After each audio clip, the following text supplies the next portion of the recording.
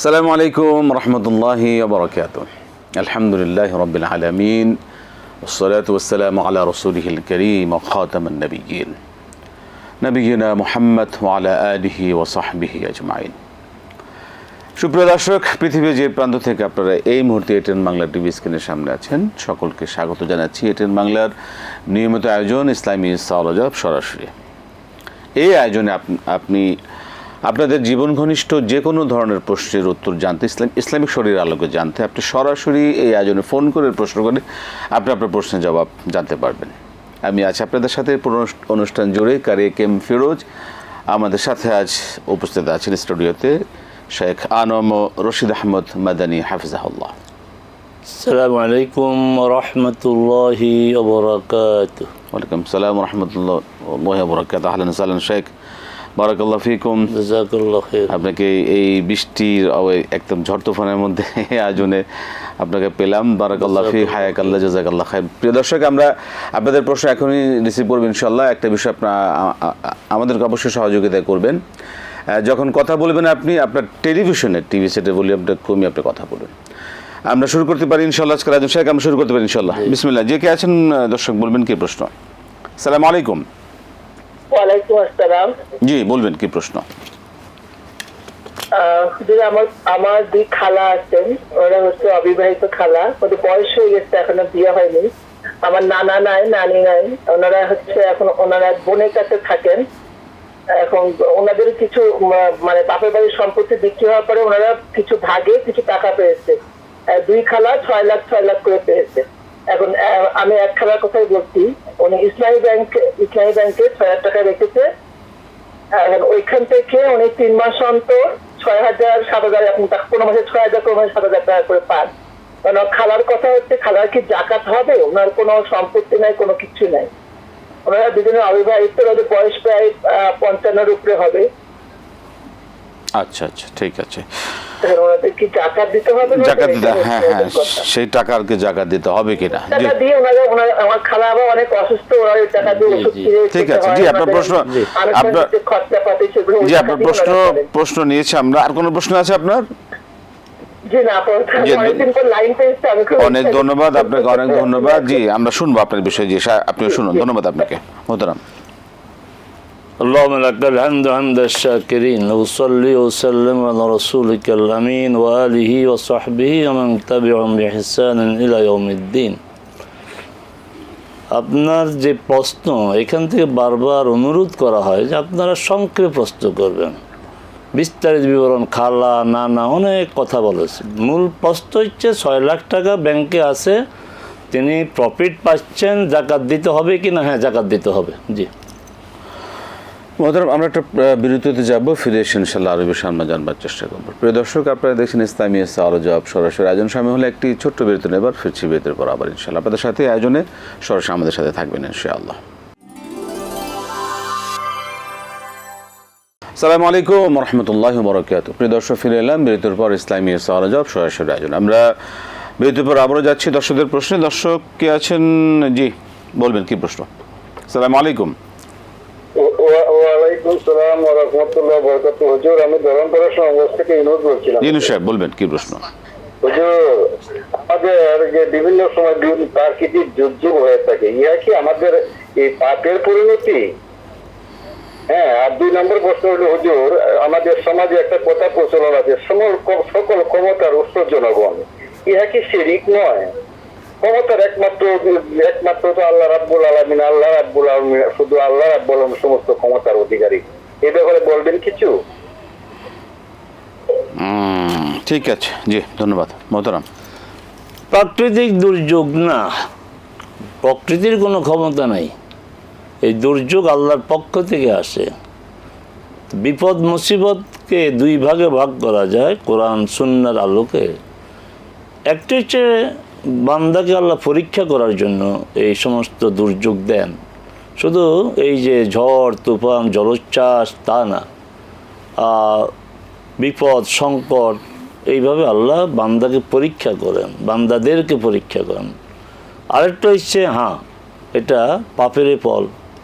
তো যে অবস্থা হোক না কেন, আল্লাহ সুবহানাহু ওয়া তাআলা আমাদেরকে এর থেকে পরিত্রাণ পাওয়ার জন্য, তার কাছেই আশ্রয় নেওয়ার জন্য তিনি আমাদেরকে শিখিয়েছেন তার রাসূলের মাধ্যমে। আমরা আল্লাহর কাছে আশ্রয় চাইব যেন আল্লাহ এই সমস্ত দুর্যোগ থেকে, দুর্যোগের ভয়াবহতা থেকে, বিপদ থেকে আমাদেরকে হেফাজত করেন। দ্বিতীয় যেটা বলা হয় যে জনগণ ক্ষমতার উৎস, আপনি বলছেন এটা কি শিরক কিনা, আপনি নিজেই মত দেওয়ার চেষ্টা করেছেন, কারণ আপনি বলছেন ক্ষমতার উৎস আল্লাহ। একটু পার্থক্য আছে, যে কোনো বিষয়কে শিরক বলার কোনো প্রয়োজন। হ্যাঁ, জনগণের রায়ে যারা নির্বাচিত, গণতান্ত্রিক যে ব্যবস্থা, গণতান্ত্রিক ব্যবস্থায় তারা যদি এমন সংখ্যাগরিষ্ঠতা অর্জন করে এই ধরনের বিধান থাকে যে তারা যে সিদ্ধান্ত নেবে এটা কোরআন সুন্নাহ বিরোধী হোক, তার পক্ষে হোক, এটাই আইন, রাষ্ট্রীয় আইন, তাহলে এই অর্থে জনগণ ক্ষমতার উৎস, এটা শিরক হবে যদি ওই অবস্থা। আর যদি জনগণ ক্ষমতার উৎস মানে জনগণের রায়ে, ভোটে, দেশ পরিচালনা নেতৃত্বে যারা আসবেন তারা নির্বাচিত হবেন, তবে তারা দেশীয় আইন প্রণয়নে তারা ভূমিকা রাখবে, কিন্তু সেই আইন যেন কোরআন সুন্নাহ বিরোধী না হয়। এই গণতন্ত্রকে কেউ হারাম বলার কোনো সুযোগ নেই।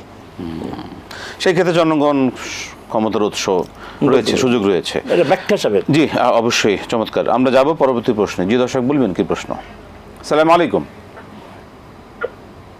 সালাম আলাইকুম। ওয়ালাইকুম সালাম। জি বলবেন কি প্রশ্ন?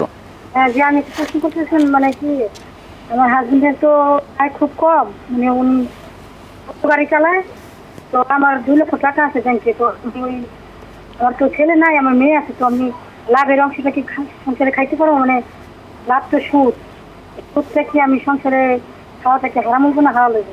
আমার ছেলে নাই, 2টা মেয়ে। ঠিক আছে, ঠিক আছে। আপনি সেই ক্ষেত্রে কি সুদ কি গ্রহণ করতে পারবেন? সুদ ভিত্তিক আয় নাই, আর ওইটা নাই, আমার একটু ঋণ করবো, জি ঠিক আছে। টাকাটা খাইতে পারবো? খেতে পারবেন কিনা, 2 লক্ষ টাকার কি টাকাটা আসবো? জাকাত আসবে কিনা? চমৎকার, জি ধন্যবাদ। আর কোনো প্রশ্ন আছে? জি ধন্যবাদ। জি প্রশ্ন দুইটি, ব্যাংকের যে প্রফিট বা সুদ খাওয়া যাবে না, জাকাত হবে কেন? বাকি ছেলে একটি, মেয়ে একটি নাই, এগুলি কোনো প্রয়োজনীয় কথা না। আপনার কোন ধরনের ব্যাংকে আপনার অ্যাকাউন্ট তা বলেন নাই। আমাদের দেশে 2 সিস্টেমের ব্যাংক আছে, একটা হচ্ছে কনভেনশনাল ব্যাংক, তারা সুদ ডিক্লার করে, সুদ বলে, আরেকটা হচ্ছে শরিয়া ভিত্তিক ব্যাংক, শরিয়া বিধান অনুযায়ী পরিচালিত হয়। শরিয়া বিধান অনুযায়ী পরিচালিত যে ব্যাংক, প্রতিটি ব্যাংকের শরিয়া বোর্ড আছে, আলেমদের সমন্বয়ে গঠিত। তো এই জাতীয় ব্যাংকে যদি হয়, আপনি এই লাভ বা প্রফিট আপনি খরচ করতে পারবেন, সুদি ব্যাংক করলে পারবেন না। আর এই যে 2 লাখ টাকা, আর কি আছে আপনার তা বলেন নাই, শুধু 2 লাখ টাকা হলে জাকাত আসবে না। সেক্ষেত্রে এইটা ব্যাংক বাদে যদি অন্য কোনো মানে জায়গা যদি টাকাটা যেখানে আপনি রাখেন, যদি সুদি লেনদেন হয়, রাখবেন না।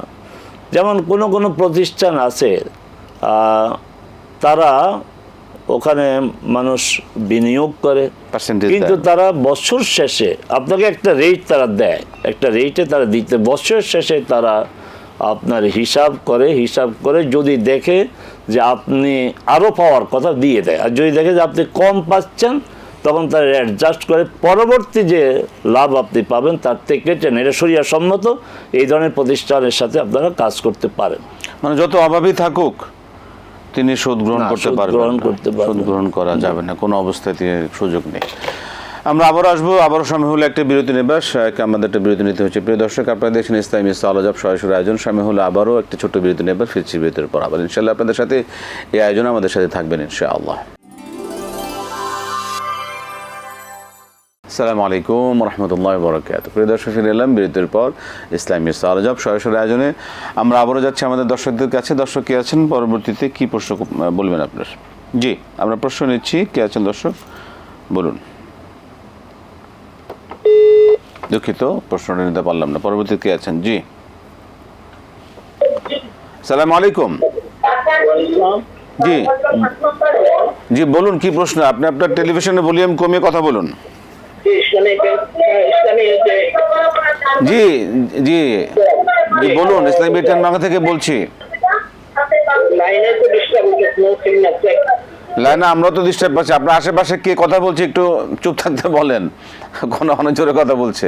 জি বলুন, প্রশ্ন বলুন। আমার প্রশ্নটা বলবো? জি বলেন বলুন।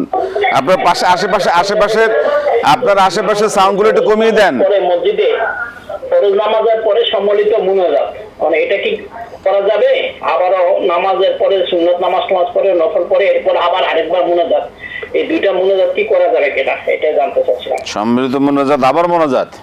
হ্যাঁ, আবার ওই যে সুন্নত নামাজ পরে আবার মুনাজাত, এটা বড় মসজিদে, আচ্ছা ঢাকার একটা বড় মসজিদে। আচ্ছা, এটা করা যাবে কিনা? অনেক ধন্যবাদ। জি শুনুন। জি ধন্যবাদ মোহতারাম। রাসূল সাল্লাল্লাহু আলাইহি সাল্লাম তার রিসালাতের জীবন 23 বছর, 13 বছর মক্কায় ছিলেন, জামাতে সালাত আদায়ের সুযোগ পান নাই। মদিনায় এসে তিনি জামাতে সালাত আদায় করেছেন, সাহাবে কেরামকে নিয়ে মদিনার বাইরে সফরে গিয়েছেন, সালাত আদায় করেছেন। দৈনিক 5 ওয়াক্ত সালাত, মাসে 150, তো বছরে হচ্ছে 1800 ওয়াক্ত সালাত, 10 বছরে হচ্ছে 18,000 ওয়াক্ত সালাত। এমন একটি প্রমাণ আছে কি রাসূল সাল্লাল্লাহু আলাইহি ওয়াসাল্লাম সালাত শেষ করে সাহাবে কেরামকে নিয়ে হাত তুলে মুনাজাত করেছেন? নিশ্চয়তার সাথে বলতেছি, দায়িত্ব নিয়ে বলতেছি, একটি প্রমাণও নাই। রাসূল সাল্লাল্লাহু আলাইহি ওয়াসাল্লাম যেই কাজটি করেন নাই, সেই কাজটি করার নামই হচ্ছে বেদাত।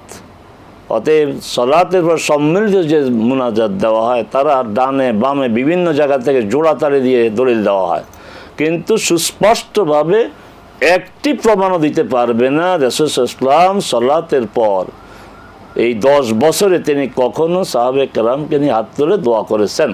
অতএব এটা করা যাবে না। জি, আমরা পরবর্তী প্রশ্ন যাব। জি মোহতারাম, তাহলে এই যে আমাদের যে মসজিদগুলোতে গতানুগতিকভাবে এই যে বছরকে বছর সবসময় যে দোয়া করে যাচ্ছে হুজুররা, ইমাম সাহেবরা, খতিব সাহেবরা, এটা কি তাদের কি অন্যায় হচ্ছে না? অবশ্যই অন্যায় হচ্ছে। তারা সরাসরি এইভাবে দলিল দিতে পারে না। তারা বলে যে রাসূল সাল্লাল্লাহু আলাইহি ওয়াসাল্লাম সম্মিলিতভাবে দোয়া করেছেন ইস্তেসকার জন্য, তো এটা ওখানে রাখেন না কেন? সম্মিলিতভাবে দোয়া করেছেন ইস্তেসকার জন্য, অন্য সময় না। রাসূল সাল্লাল্লাহু আলাইহি ওয়াসাল্লাম হাত উঠাইতে বলেছেন, হ্যাঁ এই হাদিসও সহি, কিন্তু এইখানে তো হাত উঠাইতে বলেন নাই। আপনি যখন ব্যক্তিগতভাবে কখনো আল্লাহর কাছে কিছু চাইবেন, অবশ্যই হাত তুলবেন। সুস্পষ্ট হাদিস, বান্দা যখন তার রবের কাছে হাত তুলে, তখন এই হাতগুলোকে ইন্নাল্লাহ ইয়াস্তাহি আন ইয়ারুদ্দাহুমা সিফরান, তিনি লজ্জা পান এই হাত দুটিকে খালি অবস্থায় ফেরত পাঠাতে।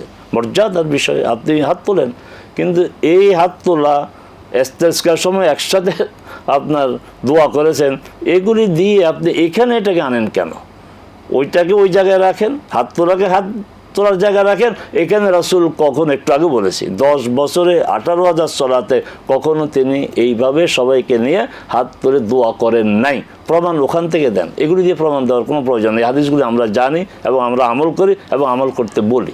সেক্ষেত্রে তারা বলে থাকেন যে আসলে মানে অন্যান্য মুসল্লি যারা, তারা তো ঠিকমতো দোয়া করতে পারেন না, তাই জন্য তাদেরকে নিয়ে একটু দোয়া করা। এগুলি অহেতুক কথা। শরিয়াকে আপনি বানাবেন?